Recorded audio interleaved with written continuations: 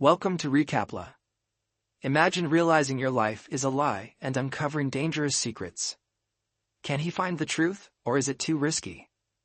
The story begins in the year 1997 when a boy named Jin wakes up in a car. Every now and then, Jin stays with his mother, his father, and his elder brother Yusuf. That's when we find out that all of them are shifting to a new house. When they reach their new house, Jin finds this house familiar. He had never seen this house before, but he feels as if he has seen this house in his past. Then we are told that Jin's brother Yusuf was always the topper of his class. He had also graduated from a top university and he was perfect in sports. This made him quite popular among girls. Yusuf didn't do any kind of intoxication. On the other hand, Jin was an average kid. He often used to have mental breakdowns. He had to take medicines every day for that. Jin thinks that if he can be proud of anything in his life, then it is only because of his brother Yusuf. A year ago, Yusuf's leg was fractured in a car accident. That's why he is limping now. Jin and Yusuf will have to live in the same room, because the previous owner hadn't vacated that small room in which Yusuf was going to stay. At dinner time, Jin hears some noise from the small room upstairs, but his family doesn't hear any such noise. Later that night, Jin hears the loud noise again coming from that room. He approaches the door, intending to go inside, but just before he can enter, his brother Yusuf stops him. Yusuf takes his younger brother out for a walk in the rain. Both the brothers go to the top of a mountain nearby. When they are enjoying the weather, Yusuf gets a call from his father. He calls him home as soon as possible, because of which Jin has to leave him alone on the mountain. While returning home, some goons surround Yusuf from all sides. They try to kidnap him, and that's when Jin sees this fight. Jin tries his best to save his brother, but the goons manage to take Yusuf away. Frightened, Jin returns home, and to get out of the mental stress he first tells his parents about this incident. Then Jin sees a dream in which he was being interrogated. Suddenly, Jin wakes up, and he finds himself next to his parents. In the next scene, Jin talks to the detective, and tells him the number of the kidnapper's van. However, the detectives say that there is no such number. Similarly, many days pass by, but the family doesn't get any call for ransom. One day, Jin hears the same voice from that small room, and he sees the dream of being interrogated again.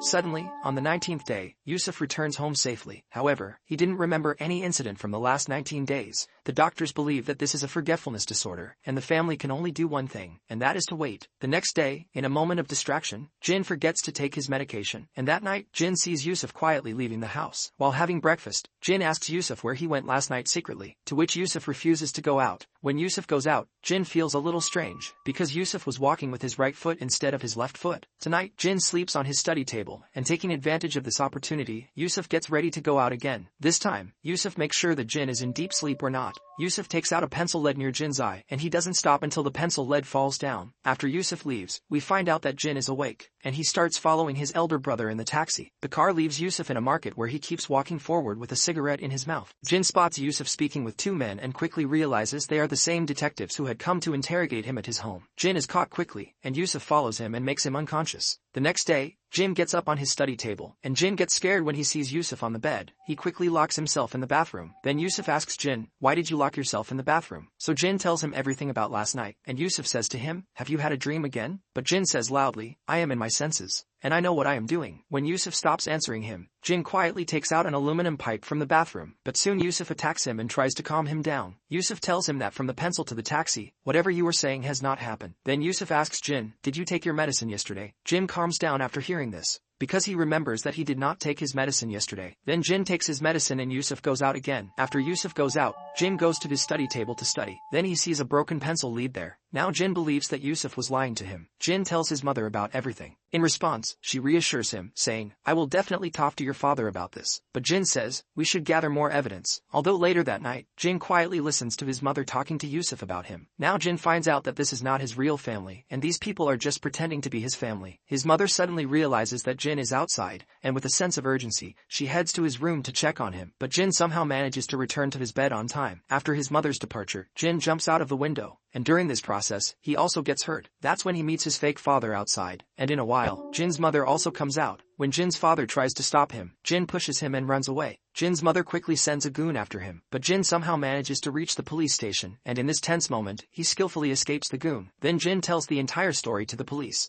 and he writes his name in the police database. He says that Jin was born in 1977, and he is 41 years old. Although when Jin says that he is 21 years old, a police officer asks him, "Tell me, what year is this?" To which Jin replies that this is 1997. but the officer reveals that this is not 1997, but 2017. Jin is shocked to hear this and looks around. That's when he sees a mobile phone in some boy's hand. He also sees a news on TV, in which South Korean President Moon Jae-in and American President Donald Trump are seen together. And when Jin sees himself in the mirror, he feels that he is really 41 years old. Confused, Jin returns home to face his fake family. Jin hears the sound of the radio from the small room in the house, which was now turned into a crime scene. That's when Jin's family comes in front of him, and the boy who pretends to be his brother tells Jin that in the room in which he is standing, 20 years ago a teenage girl and her mother were murdered in that room. When the police failed to catch the murderer for many years, the matter calmed down. That's why the family of the victims hired a fake Yusuf to find the murderer. After doing some research, the murderer was identified as Jin. From here, the scene shifts to the flashback, where we are shown that to accept the murder, Jin was kidnapped, and he was beaten badly. But Jin kept his innocence intact. Psychiatrist Park, also known as Jin's fake father, tells the investigation team that Jin has lost his memory because this incident was very painful. The investigation team tells Psychiatrist Park that Jin should be hypnotized and sent back to 1997, because they hoped that if Jin would see the incidents of those murders again, then maybe his memory would come back and he could tell them what happened that day. Everything was going according to the plan here. But that night, Jin saw Yusuf being kidnapped. Actually, Yusuf was arrested in the case of fraud and he was missing for 19 days because he was in jail at that time. But after 19 days, he came out on bail. Only then it becomes clear that the voice coming from that small room was not of anyone else, but of those investigating officers who were working there. Now the story comes back to the present. Yusuf was taking Jin to a place where he had to pay the price for the death of those two innocent Jin. Jin keeps his innocence intact and jumps out of a van. Yusuf follows him, but in the end his car collides with a wall. On the other hand,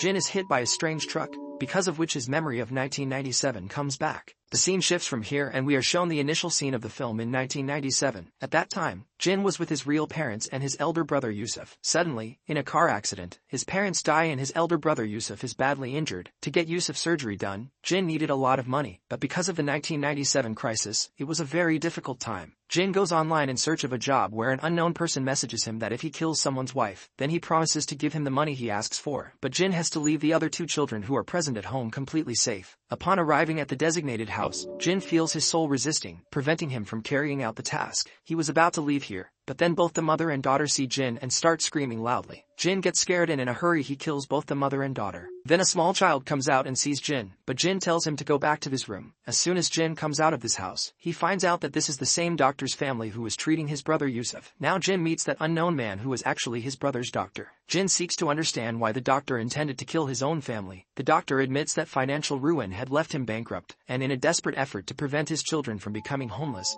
he had taken out several insurance policies in his wife's name, because Jin had not only killed his wife but also his daughter. So the doctor tells him that now his brother Yusuf will also be killed. This leads to a fight between the two. By accident, Jin pushes the doctor off the terrace, causing the doctor's death. The scene then shifts back to the present, where Jin awakens to find himself in a hospital. The boy who was taking Jin in the van somehow survived that accident, and he tries to poison the Jin and kill him. But then Jin tells him that his memory has come back. Then the boy reveals that he is the same small child that Jin had left after killing his mother and sister 20 years ago. After his parents and his sister passed away, his relatives took all his money and left him to grow up. He asks the Jin why he didn't kill him that day. "I wish you had killed me that day so that I wouldn't have to see this day today." And he asks the Jin if his father had planned those murders, on which Jin lies to him. The Jin takes the responsibility, but the boy doesn't believe him. Now, as Jin realizes that he had killed an innocent family, he injects himself with a poisonous needle which leads to his death. On the other hand, the boy had also come to know about the real murderer of his family, so he also jumps out of the hospital window and commits suicide, and the film ends here.